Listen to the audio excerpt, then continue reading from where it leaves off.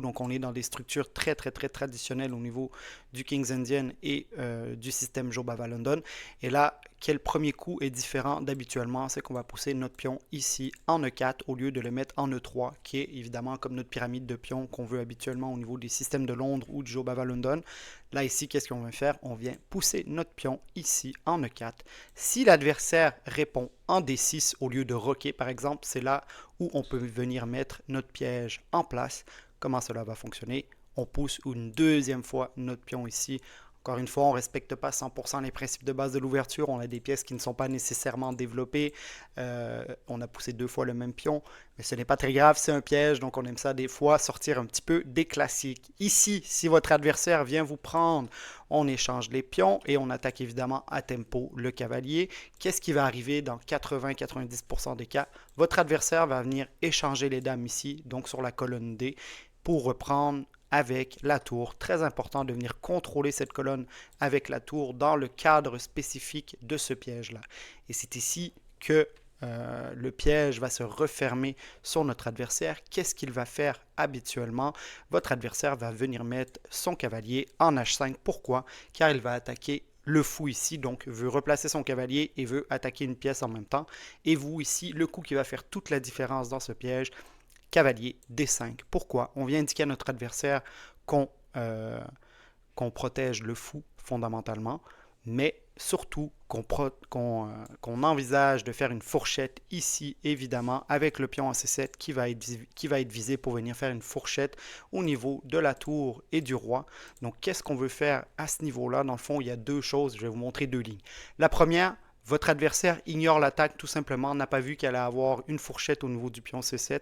Qu'est-ce qu'il vient faire, votre adversaire? Il vient prendre, il croit que vous allez reprendre le cavalier et va gagner un pion gratuitement en vous mettant beaucoup de pression sur la diagonale au niveau des cases foncées. Mais ce n'est pas ce qui va arriver parce que vous allez ignorer le cavalier pour venir mettre la fameuse fourchette ici, attaquer la tour, attaquer le roi. Et comme je vous disais, c'était très important d'avoir la tour qui contrôle la colonne D. Pourquoi? Parce qu'on a le roi qui n'a qu'une seule case de disponible. Et là, mettez la vidéo sur pause pour voir quel est le coup final à cette attaque. Et oui, bravo, on ne vient pas prendre la tour ici, mais bien délivrer un échec et mat final sur la 8e rangée. Pourquoi?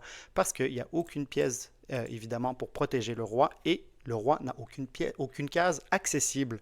Donc ça, c'est pour la première ligne que vous allez retrouver assez souvent dans vos parties si le piège se met en place, c'est-à-dire que votre adversaire va simplement ignorer la menace. Deuxième ligne potentielle, votre adversaire voit la menace sur le pion en C7. Qu'est-ce qu'il va venir faire? Il va venir mettre son cavalier ici pour protéger ce fameux pion en C7. Et là, vous avez une petite tactique qui s'appelle enlever le défenseur d'une pièce. Donc ici, d'où l'importance d'ailleurs d'avoir mis votre cavalier en D5 et non en B5 qui viendrait, comme vous pouvez voir ici, couper la diagonale. Et là, vous avez votre diagonale de disponible ici. Qu'est-ce que vous venez faire? Vous venez manger